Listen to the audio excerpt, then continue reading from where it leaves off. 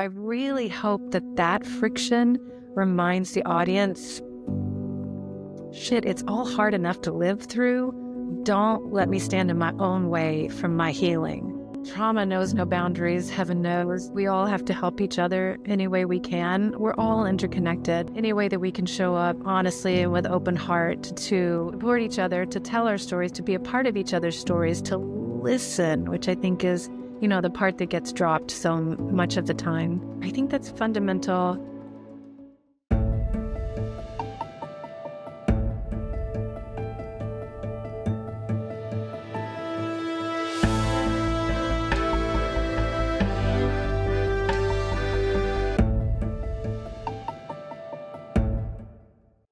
Welcome to Just Healing, where we rediscover humanity in our conversations around trauma and celebrate all the unique ways we love and heal.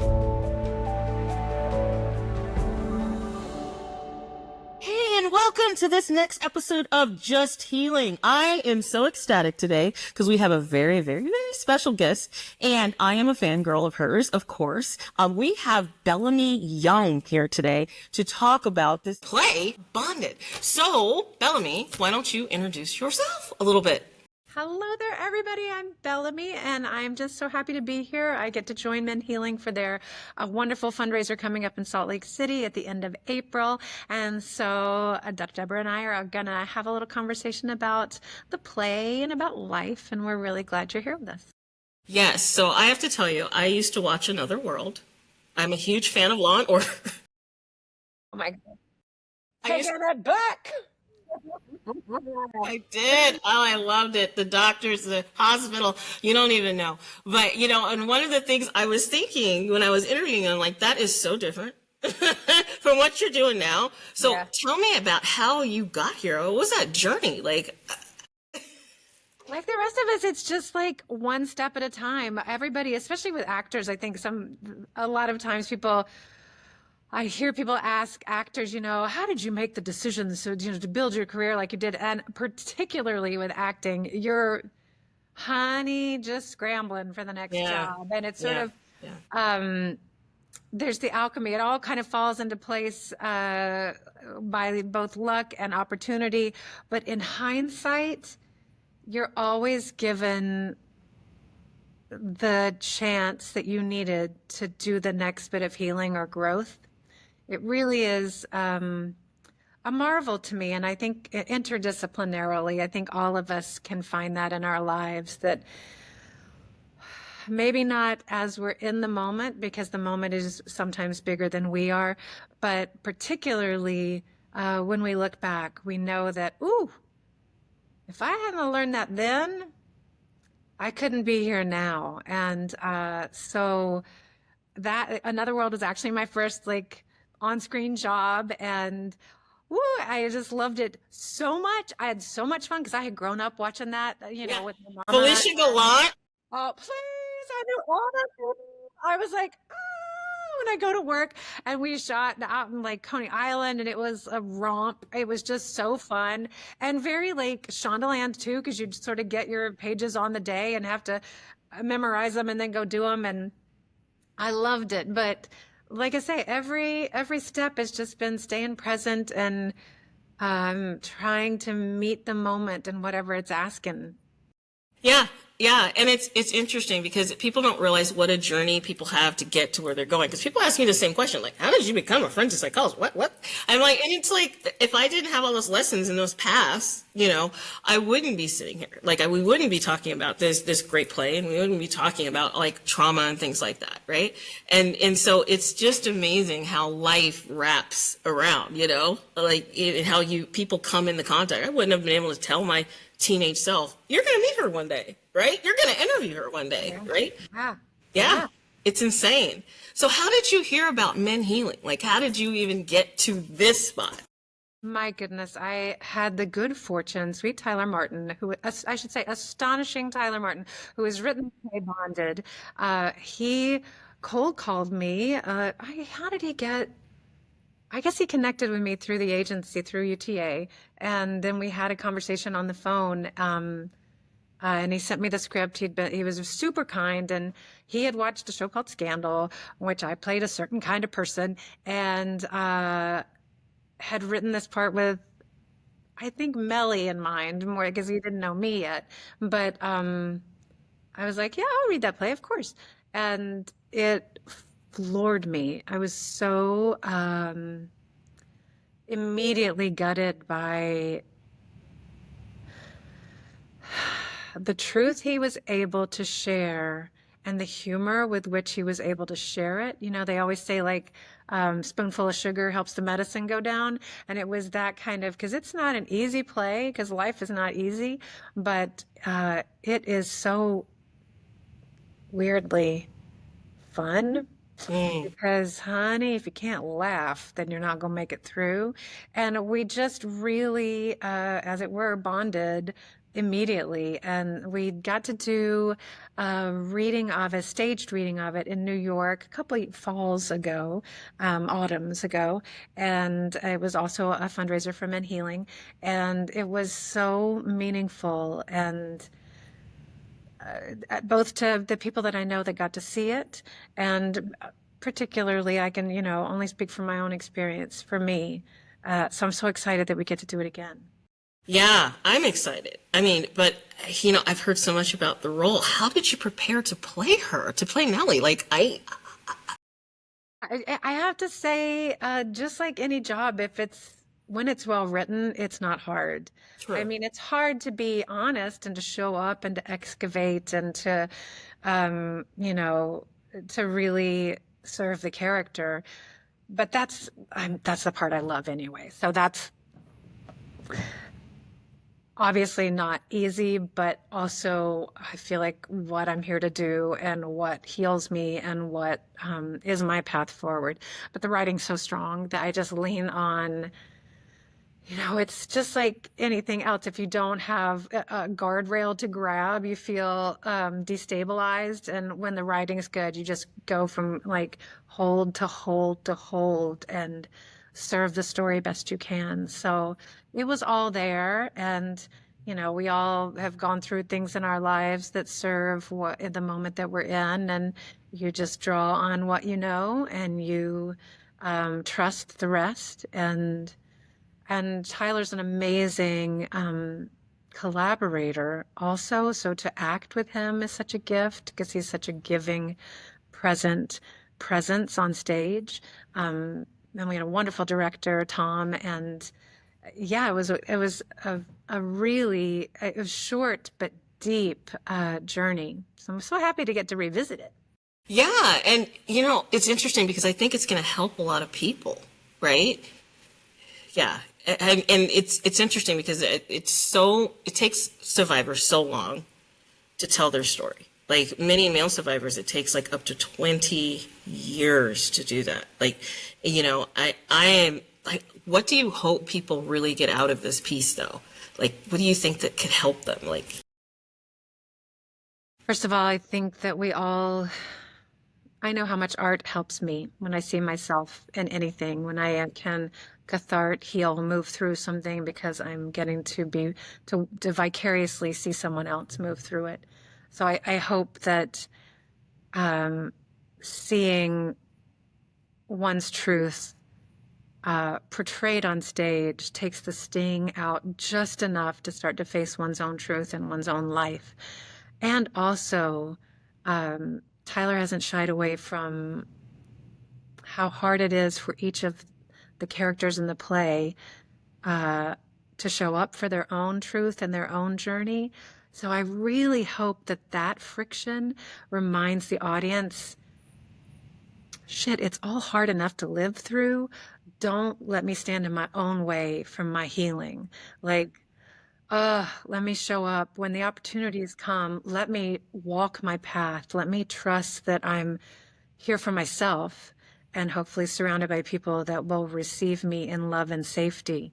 But, I see these people on stage, and, I wish they'd just talk to each other or trust each other. I wish they'd, trust themselves.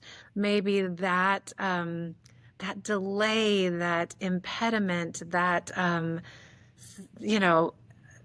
we perceive it as self-care because, we hide and try and keep ourselves safe. But in Al-Anon, we always used to say, you're only as sick as your secrets. And when you start to come into the light, that's when the healing can begin. So I hope those two things. I hope people can see themselves, know that they're not alone, and that there is a way forward and a way through. And I hope that they'll also see that we only have a little time on this planet. So if we can keep from wasting any time, never waste isn't the right word, but if we can go ahead and start our healing as soon as we're able, then we'll have that much more time on the other side to live freely and enjoy and in peace. Yeah, I always tell people you get one life. That's it. Yeah. Live it. Why are you going to get caught in the minutia and things you cannot control? Yeah. Like, be in your lane and live a full life and touch people, right? Yeah. And it is so amazing when people can do that. And I watched an interview with you and you were talking about something called change transformation, right? And it just, the terminology gave me chills. It just struck me. And I wanted you to tell me a little bit about what you meant by that. Gosh, well, now I don't know. What do you think about it? I mean, I must have been talking about, I've been doing a podcast for the humanitarian organization called CARE, and the podcast is called She Leads with CARE. And I get to share the stories of women from around the world. We went to 6 different countries, Tanzania, Nepal, Honduras, Vietnam, Ukraine, and the one I can't think of right this second. And met with women who had changed their lives with just a little help from CARE. And so I think I must have been talking about how change is possible when we just care about each other. Sometimes it takes such a small, just the act of seeing, of listening, of noticing. Sometimes it can be like through a village savings and loan where, so many places in the world, women still don't have access to the marketplace or to finances. In America, it was 1974 before my lifetime, before women could have their own checking account, 1983 before we could have a business loan. But there's still, places that's just not conceivable. So things like village savings and loans are fundamental. But I think in terms of like change and transformation, I just want to remind myself and invite other people to remember that if I don't feel right about where I am or who I am, at every moment, it is possible to alter that.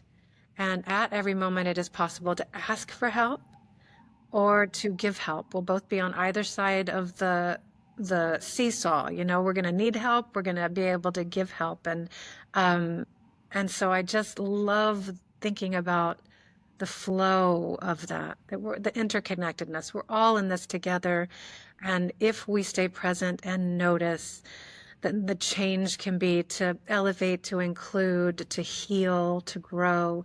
And that's the world I want to be in.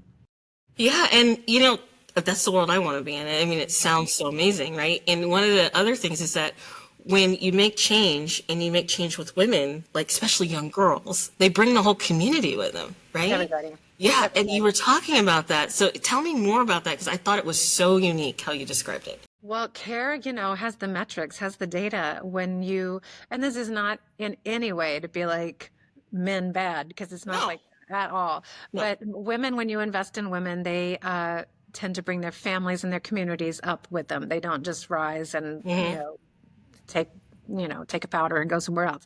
So it's astonishing to watch when you just provide a little bit of help, a little rubric, a little structure, a little investment, more even in terms of know-how than charity, then women can instigate intergenerational personal transformation that winds up changing a whole community. I think about the first trip I did with CARE. I went to Rwanda in 2019. I met a woman named Bridget, and she had been, saving just the little pennies left over from the money her husband would give her to buy groceries or buy like clothes for their kids. And she had entered a village savings and loan, and her dream was to get 5 chickens.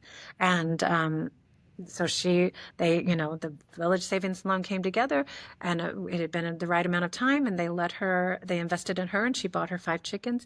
I met her almost 6 years later. She had 1,000 chickens. She had 2 farms. She employed 3 men. She had not only changed her life, her marriage, her family, but now her community had been subsisting on cassava. And now she had 850 eggs a day. Like, the nutrition rate had gone up. I mean, it's just incredible. And that's just by investing in herself. Like, she changed her whole community. And that's possible for all of us. That it was going through COVID when I thought about, God, I'm looking anywhere to be reminded of stories of hope or our interconnectedness. And these women that CARE has worked with, I thought, oh, wow, these stories are helping me so much right now. I would love to get to share them with people. And it took us this long to do it, but we did. It's finally here. Yeah, it's finally here, right? And sharing those stories about women and all of that, it is such a role modeling for young girls, right? Mm-hmm. And we're in an arena, the 2 of us right now, in the male survivor arena, which is very slim for women. So how is that, like, telling the story of Bonded and being in this arena? Like, how is that for you? Because I know for me, sometimes there's a rub there. You're a girl in this arena and all that, but then there's also such a joy. So yeah, I feel like it's an honor and a duty. I feel like we all have to help each other any way we can. We're all interconnected, and trauma knows no boundaries, heaven knows. And so in any way that we can show up honestly and with open heart to support and to support each other, to tell our stories, to be a part of each other's stories, to listen, which I think is, the part that gets dropped so much of the time. I think that's fundamental. I also think it's really fundamental for us all to have safe spaces to do the work, also to say things that maybe, like, I respect the fact that, we all need to find our pockets of safety to begin our journey.